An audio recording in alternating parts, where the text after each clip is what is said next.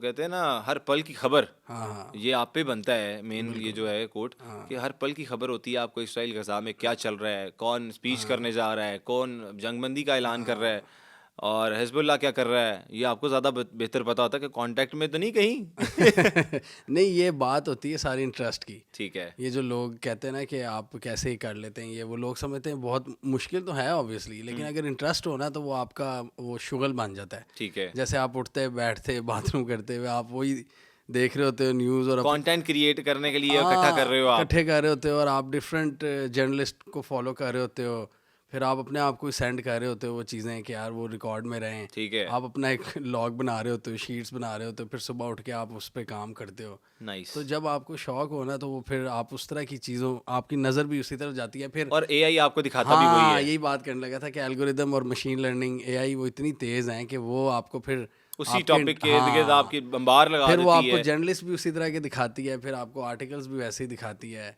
फिर आपको कंटेंट भी इस तरह दिखाती है, तो फिर नाइस। आपको आपके सामने आता जाता है वो मवाद। क्या बात है। हाँ जी। अच्छा, आप किसे फॉलो करते हैं ये सारे मामले को लेकर? मैं कौन से काफ़ी जर्नलिस्ट इसमें को? है, लेकिन पाकिस्तान में मैंने देखा है कि पाकिस्तान में जो सीएसएस वगैरह के होते हैं ना वो बड़े वेस्टर्नाइज हैं, और बड़ा अफसोस होता है कि उनकी प्रो रीजन लोगों पे नज़र नहीं आए, क्योंकि ये हमारी स्टेट की भी गलती है ठीक है। कि जी सारा हम आइडियोलॉजी वेस्ट से ही लेते हैं। हम्म। वो भी बात करते हैं कि न्यूयॉर्क टाइम्स पढ़ो, वाशिंगटन पोस्ट पढ़ो, या वो इस तरह के इदारे। शुक्र है, अब अच्छी बात यह है कि कुछ हमारे जैसे लोग हैं, हम्म। अब उनको फॉलो करने का कहा जाता है। जैसे मैंने कई सीएसएस वालों को देखा है, वो कहते हैं कि पहले उनके होते थे ये 3-4 वाशिंगटन अच्छा। पोस्ट, ये न्यूयॉर्क टाइम्स, इस तरह के। अब वो कहते हैं 10 टीसीएम को देखो, वाइट साइड को देखो।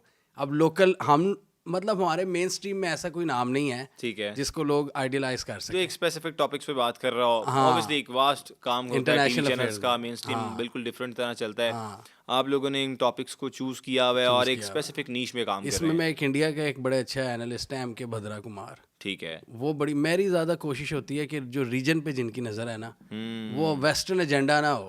ठीक है। हम थोड़ा लोकल नैरेटिव भी, लोकल नैरेटिव को देखें। सही। पाकिस्तान ने तो कोई प्रोड्यूस ऐसे किए ही नहीं नाम हम्म। जो लोकल नैरेटिव को बताते हों। सॉरी टू से, हम तो बिल्कुल ही पीछे रह गए ना। सही। इंडिया में 2-3 हैं, लेकिन उनको भी सप्रेस किया जाता है। अच्छा। वो भी नहीं आते मंजर आम पे। Very India nice. में भी वही आते हैं जो मेन स्ट्रीम, वो चीखे मारने वाले और ये वो, आज ये कर दिया, आज ये कर दिया, वो कर भवन दिया। ने ये कर दिया। अर्नब गोस्वामी जैसे नॉन हाँ। सीरियस लोग, लेकिन वो अंदर ट्रेंडिंग में खाते रहते उधर हैं हैं इंडिया में 2-3 ऐसे नाम जो जो इस पे जो नजर बड़ा रखे हुए नज़र हैं। रखे होते हैं प्रो रीजन, और वो थोड़ा वेस्ट के जो उसके इम्पीरियलिज्म के अगेंस्ट अच्छा, इस बोलते हैं। पे काफ़ी लोग ये भी कहते हैं कि ये एजेंडास पे काम करते हैं कि ये होने जा रहा है, अब ये होने जा रहा है, और ये हो रहा है, और ये जंग होने वाली है। तो इज इट ट्रू?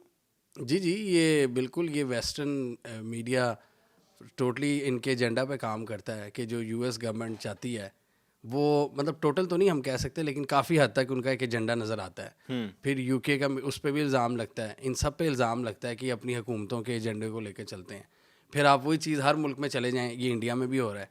इंडिया में बीजेपी की जो प्रो जर्नलिस्ट हैं, वो उनका एजेंडा उनको आगे किया जाता है, बाकियों को दबा दिया जाता है। पाकिस्तान में भी आजकल हम यही देख रहे हैं कि जो रियासत चाहती है वो बोलें बस। तो इस तरह का ये हर मुल्क में ये बदकिस्मती है आजकल के ना फ्रीडम कि, ऑफ एक्सप्रेशन नहीं है। हाँ वो देखने में बज़ाहिर तो नज़र आता है, लेकिन अगर आप वो नहीं करोगे फॉलो तो आपको सप्रेस कर दिया जाता है, या पीछे आपको वो स्टेट की तरफ से वो पर्क्स नहीं मिलते।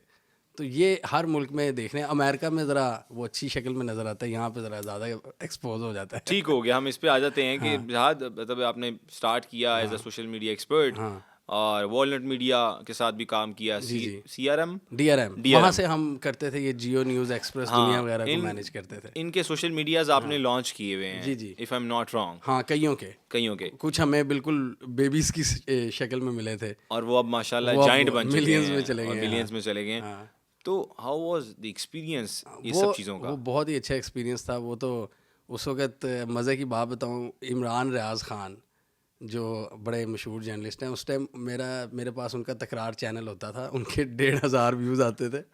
मतलब कई अच्छा, मतलब सबसे कम। ये जी आज हम एक्सक्लूसिव न्यूज़ दे रहे हैं कि जिनके चैनल पे माशाल्लाह आज मिलियंस ऑफ फॉलोअर्स हैं आज, हाँ और उनकी हर वीडियो ही और हर कंटेंट ही मिलियन 2 मिलियन मारता है एक व्यूज़ में, अगर देखें तो वो उस टाइम पे कितने वो आते थे? 1,500-2,000 व्यूज़ आते थे उनके।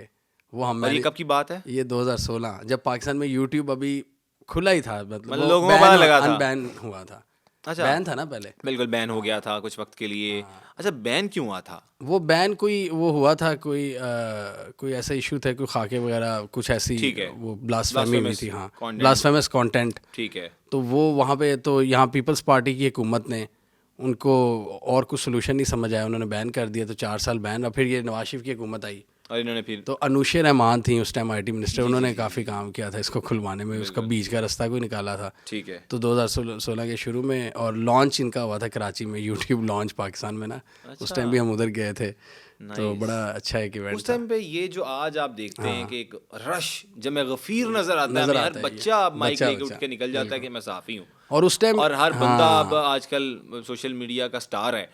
ठीक है, वो मेहनत करते हैं, चीज़ें करते हैं, लेकिन कदगन नहीं है कहीं पे, कोई बाउंड्री नहीं है, हाँ। कोई एथिक्स नहीं रहे उस तरह से। ये बिल्कुल करें सही काम, बात। सब करें, लेकिन कुछ मॉरल वैल्यूज़ होती हैं, कुछ एथिक्स होते हैं, उनको देखते हुए शायद काम करना चाहिए। बिल्कुल बिल्कुल बल्कि शायद नहीं, करना ही उस करना तरह से चाहिए, करना चाहिए। लेकिन अफसोस के साथ हमारा ये अलमिया बन गया कि हम अब ये नहीं देख रहे कि क्या कर रहे हैं, हम जस्ट व्यूज़ के पीछे भाग रहे हैं, और एवरीवन यही कर रहा है, सब बंदे हर। तो इस पे आपका क्या ख्याल है? इसमें एक तो आप देखें ना, एक तो कलेक्टिव विजडम होती है आपकी सोसाइटी की, हमारी वो भी नहीं है। दूसरा कोई स्टेट आती है मैदान में कि यार कोई रूल्स तयन करती है। पाकिस्तान में जैसे वो जिसकी लाठी उसकी भैंस वाला सीन है कि अगर आप इन्फ्लुएंशियल हो तो आप कुछ भी बोल सकते हो, लेकिन अगर कोई छोटा बंदा जुर्म करता है उसको तो आप फ़ौरन पकड़ लोगे। ये मसला है ना। तो आपको रूल्स कुछ सेट करने चाहिए इसके लिए, सोशल मीडिया के अभी लिए। तक वैसे जहाद इस पे कोई काम हुआ कि कोई बाउंड्री सेट की जाए? हाँ, इस पे ये पिछली हुकूमत ने किया था, उसमें मतलब सब जितने भी स्टेट के स्टेक होल्डर्स हैं सब ने मुश्तरका फ़ैसला किया था कि कुछ होना चाहिए इस पे ना, कुछ बाउंड्री सेट करनी चाहिए। फवाद चौधरी आपको याद है आके कहते होते थे अब हम किसी को इजाज़त नहीं देंगे खुला बोलने की, ये वो कोई किसी की पगड़ी नहीं। तो वो भी काम उस तरह नहीं आगे बढ़ सका। पीका लॉज आए थे 2016 में, ये इंटरनेट से रिलेटेड डिजिटल रूल्स, तो उनकी थोड़ी अमेंडमेंट हुई थी, लेकिन असल इम्प्लीमेंटेशन नहीं कोई। वही है कि जहाँ स्टेट को नज़र आता है ना कि ये ख़तरी बंदा है मेरे लिए, स्टेट उसे तो फ़ौरन कर लेती है, दबा लेती है। अच्छा। लेकिन जो मैं कहता हूँ माशरे को चीज़ें डिस्टर्ब कर रही हैं ना, स्टेट को उसको भी देखना चाहिए। सही हो गया। हाँ, आपका खाली ख्याल है कि स्टेट सिर्फ, हाँ स्टेट को, हुकूमत को देखना चाहिए, ये हुकूमत सब को चीज़ें। अपनी सिर्फ अपनी तरफ नहीं करना ठीक चाहिए, है। सोसाइटी का भी ख्याल रखना चाहिए। All right and back to topic, हम आ जाते हैं इसराइल एंड गजा इशू पे। सबसे पहले मेरा आपसे सवाल, और लोगों का भी ये सवाल है, लोग ये चीज़ तो इंस्टाग्राम पे और सोशल मीडिया प्लेटफॉर्म्स पे देख रहे हैं कि एक इमोशनल डैमेज है हम लोगों के लिए भी, और जिनके बच्चे, हाँ जी, वालिदैन, बुजुर्ग हाँ जी, इस दुनिया से कूच फरमा गए हैं, बिल्कुल, उनके लिए तो एक बड़ा सदमा है, बहुत और वो तो उससे गुजर रहे हैं, और हम भी कहीं ना कहीं इफेक्ट हो रहे हैं क्योंकि हम देख रहे हैं डेली। हम लोग देखते हैं कि 700 लोग, 500 लोग, बच्चे, बड़ा दुख होता है, और न्यू बॉर्न बेबीज तक, मतलब देख के आपको एक दफ़ा आपके रोंगटे खड़े हो जाते हैं। बिल्कुल। इस सूरत हाल में आप क्या देखते हैं कि 7 अक्टूबर को ऐसा क्या हुआ था कि जंग शुरू हो गई? लोगों को असल में ये तो सारी चीज़ें पता है, लेकिन असल मामला क्या था ये हम जानना चाहेंगे, क्योंकि आपकी इस पे गहरी नज़र है। हाँ जी, मैंने इसको कवर भी डेली बेसिस पे किया है, पिछले 2 माह में तकरीबन इसको कवर करने की कोशिश की है। बड़ा अनफॉर्चुनेट वाक़या हुआ ये सारा, कि ये इस तरह हो गया कि पहले बज़ाहिर तो ऐसा लग रहा था कि पीस है सब कुछ, लेकिन पीस पहले भी नहीं था। 7 अक्टूबर से पहले ओके। पहले भी ये फ़लस्तीनियों की तो वो हो रही थी शहादत डेली बेसिस पे।